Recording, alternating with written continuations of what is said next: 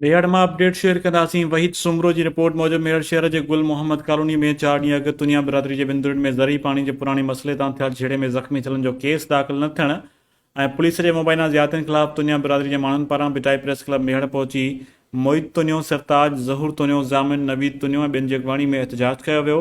उन मौक़े ते मुज़ाहिरीन ख़िताब कंदे चयो त 4 ॾींहं अॻु जवाबदार पुलिस एहलकार इमरान तुनियो, पुलिस एहलकार एजाज़ तुनियो, अली अकबर, अली असगर ऐं ॿियनि जवाबदारनि पारां असांजे 7 ॼणनि पीर मोहम्मद तुनियो, नज़ीर, मुरीद, वकार, सुहिल, जुनैद ऐं निसार तुनियो खे डंडा ऐं कुहाड़ियूं हणी ज़ख़्मी कया। अली असगर तुनियो, वो भी उस्ताद इमरान तुनियो, वो पुलिस वारो ऐं मुज़मिल ये इरशाद ये आहिनि जेके असांजे छोकिरनि ते टे चकर हमलो कयो अथनि। कल्ह बि असांजे छोकिरे खे एॾो मारियो अथनि ऐं डंडा आया अथनि, छोकिरो डंग भॼी पियो आहे। असां सॼो कुझु उहो कयो आहे।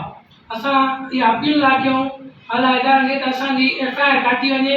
हू हिकिड़ी FIR काटे चुका आहिनि। असांजा 2 ॼणा जेके हुननि ज़ख़्मी कया उहे हिन में लाकअप में आहिनि हिनमहिल ताईं हिननि खे ॿियो ॾींहुं आहे त 24 कलाकनि में कोर्ट में पेश करणो हूंदो आहे, त उन्हनि कोर्ट में पेश बि अञा न कया आहिनि। तव्हांजा जेके ज़ख़्मी थिया आहिनि उन्हनि जा नाला छा आहिनि? असांजे ज़ख़्मी थिया आहिनि हिकिड़ो आहे मुरीद तुनियो जेको लाकअप में आहे ज़ख़्मी, उनखे पुठी में ॾाढा डंडा लॻल आहिनि, ज़ख़्मी आहे उहो घणो।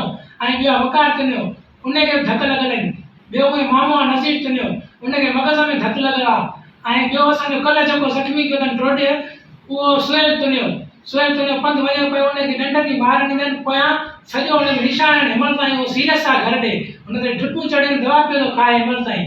टोटल तव्हांजा माना घणा ज़ख़्मी आहिनि? तक़रीबन 6-7 ज़ख़्मी, पर जेके असां शो न कया आहिनि हरूभरू, असां जीअं पंहिंजो घर मामिलो आहे, पंहिंजा मिट आहिनि, पर हू न, हुननि इहो न सोचियो लॻो पंचायत आहे। असां चयोसीं सबुरु कयोसीं असां त विच माण्हू ईंदा पाण में मसइलो हल कंदासीं, पर न, हुननि FIR कटाई आहे। हू अञा असांखे ज़ोर था ॾियनि। हू FIR कटाइण खां पोइ बि चवंदा त असीं हिननि खे अञा चोथों चकर हिननि खां विढ़ंदासीं, पर अञा असां सब्र में वसा न चऊं त असांजी FIR काटी वञे, असांजो इंसाफ़ कयो वञे।